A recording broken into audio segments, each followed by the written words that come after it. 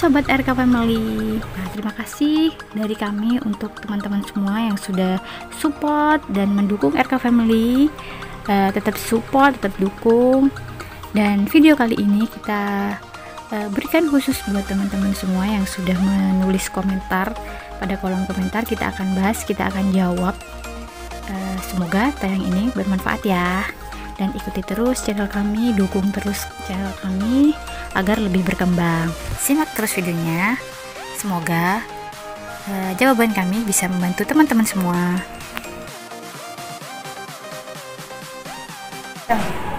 Hai, jumpa lagi di RK Family. Oke guys, kali ini di video ini kita akan menjawab semua pertanyaan teman-teman yang sebelumnya komentar di video sebelumnya ya. Ya, ada beberapa yang kita pilih pertanyaan-pertanyaan dari teman-teman subscriber semua untuk kita bahas di edisi Q&A kali ini.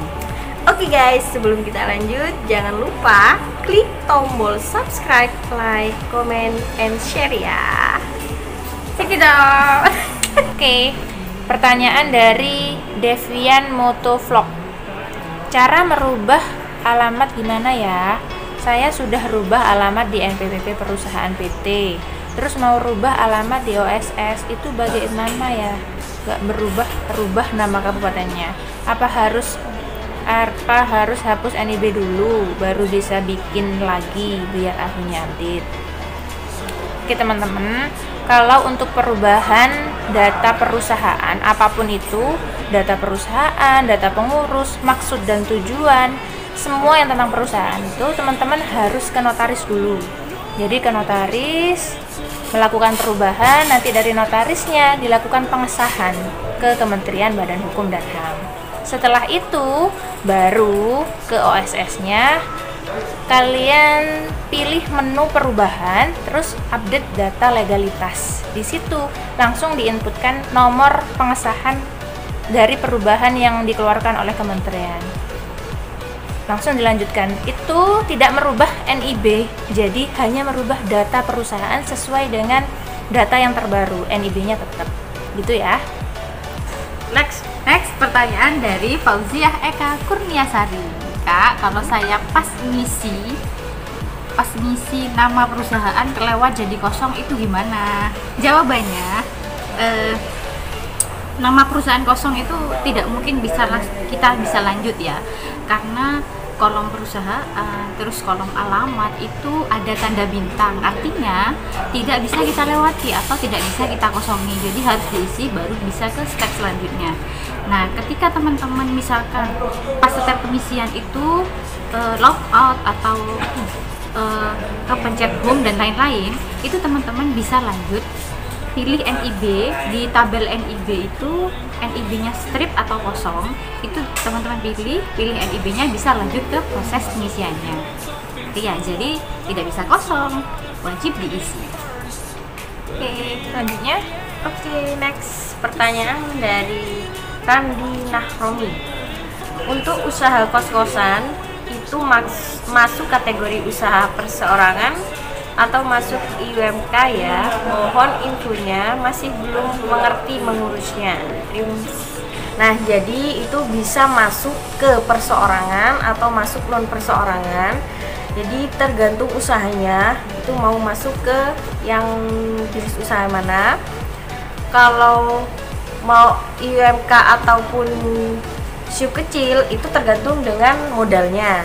Jadi tergantung usaha yang dimiliki teman-teman. Seandainya memang itu masuk ke perseorangan, dimiliki sendiri, tidak ada badan hukum atau tidak ada akte, itu masuknya ke perseorangan. Nah, itu apakah IUMK atau kecil atau menengah, itu tergantung modalnya. Nanti teman-teman ketika masuk menu permohonan berusaha, nanti ada pilihannya di situ keterangan. Untuk mikro itu modal berapa, untuk kecil modal berapa, detailnya sudah ada, teman-teman tinggal pilih sesuaikan dengan usaha kalian. Jadi gitu ya. Oke, selanjutnya dari Stephen Trainer. Dear RK Family, apakah ada cara untuk kita mengubah NIB perusahaan yang terdaftar di web Regalkes? karena perusahaan kami mengalami perubahan nomor NIB karena adanya error pada akun OSS kami beberapa waktu lalu. Terima kasih. Apakah yang dimaksud Regalkes itu registrasi alat kesehatan? Jadi Regalkes sama OSS itu sama-sama aplikasi. Bedanya Regalkes itu dikeluarkan oleh Kementerian Kesehatan, kalau OSS itu dikeluarkan oleh Badan Koordinasi Penanaman Modal. Maksudnya itu NIB-nya berubah, terus panjenengan ingin merubah NIB yang sudah terdaftar di Regalkes gitu ya. Jadi panjenengan bisa mendatangi dinas kesehatan setempat atau langsung telepon ke call centernya Regalkes itu. Pertanyaan selanjutnya dari Rizwendi Bahtiar. RK Family, pertama terima kasih videonya ya. Sama-sama. Saya mau bertanya, perusahaan kami sudah terdaftar di OSS versi 1.0 atau 1.0 dan mau diubah ke versi yang terbaru. Tetapi NIB yang lama tidak muncul di OSS yang baru. Dan apabila kami mengambil data legalitas kembali, ada peringatan NPWP sudah terdaftar di OSS. Bagaimana solusinya? Jawabannya adalah, pertama, sebelum kita bisa melihat itu hilang atau enggak, bisa cek dulu di permohonan, menu permohonan, terus kan perseorangan, lalu pilih NIB. Nah, di situ kita bisa tahu apakah NIB-nya tetap ada atau tidak. Tapi kemungkinan besarnya itu NIB tidak akan hilang walaupun dibuka di versi yang terbaru. Itu jawaban yang pertama. Kemungkinan yang kedua, jadi perubahan OSS dari 1.0 ke 1.1 itu tidak merubah NIB ya. Yang berubah atau yang perlu diupdate itu hanya data legalitasnya atau SIUP. Jadi bisa dilihat, atau kalau itu apa katanya, NPWP sudah Terdaftar di apabila kami mengambil data legalitas kembali, berarti kan mau didaftarkan kembali gitu ya, itu tidak mungkin bisa karena sebelumnya memang sudah terdaftar, pasti tertulisnya NPWP sudah terdaftar di OSS gitu. Jadi tinggal pilih menu perubahan, terus perubahan data legalitas, itu aja. Jadi yang berubah hanya data legalitasnya saja tanpa merubah NIB. Itu kemungkinan pertama. Kemungkinan yang lain, kemungkinannya bisa jadi ini sudah terproses di akun user yang lain. Jadi kan di dalam PT itu banyak pengurus dan masing-masing pengurus itu bisa mengakses akunnya PT ini. Jadi bisa jadi menggunakan user yang lain. Itu cross checknya bisa di data legalitas itu dilihat. Jadi di situ ada dua kolom. Ada kolom penanggung jawab, di situ ada username-nya, sama ada kolom user itu dilihat. Kalau usernya siapa, kalau memang akunnya yang sama ya pasti ada di akunnya tersebut. Kalau memang bukan, di situ bisa lihatnya siapa yang telah memproses akunnya itu. Oke ya. Selanjutnya, Oke, next pertanyaan dari Kurma Herbal.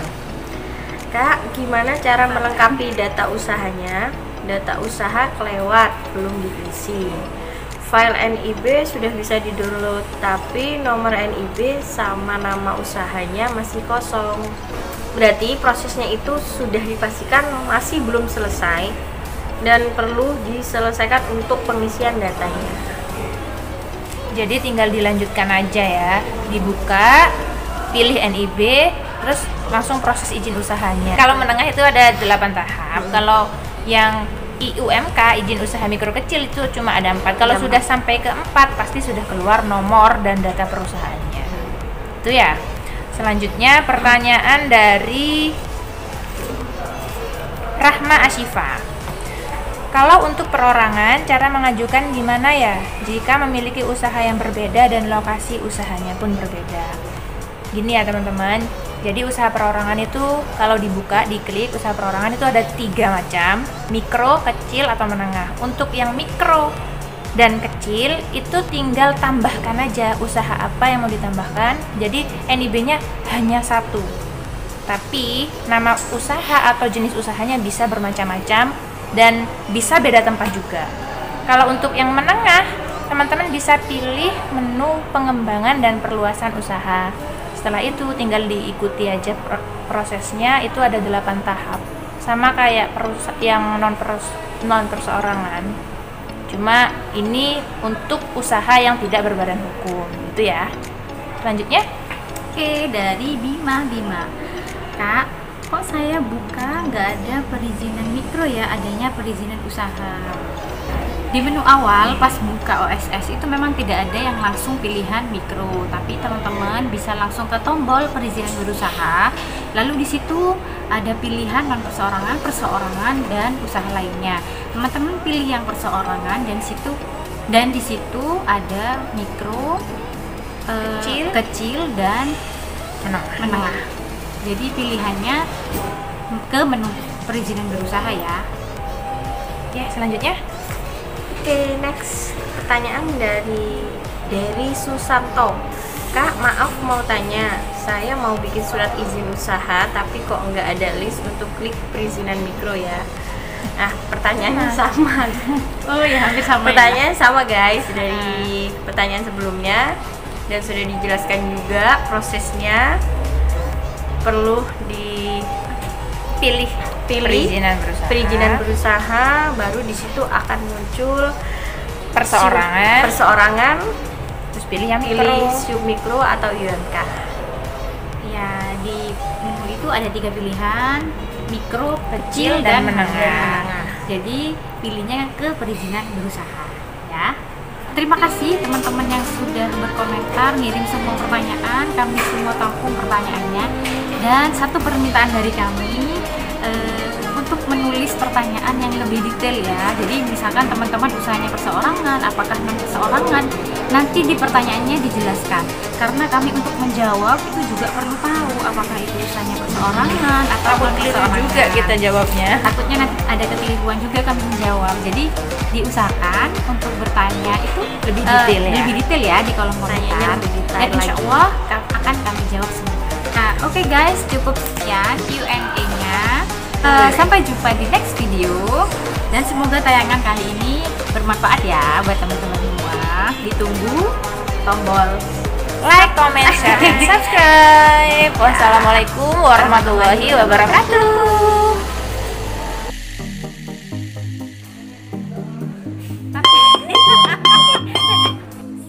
Kita semua pertanyaan ya. Silakan.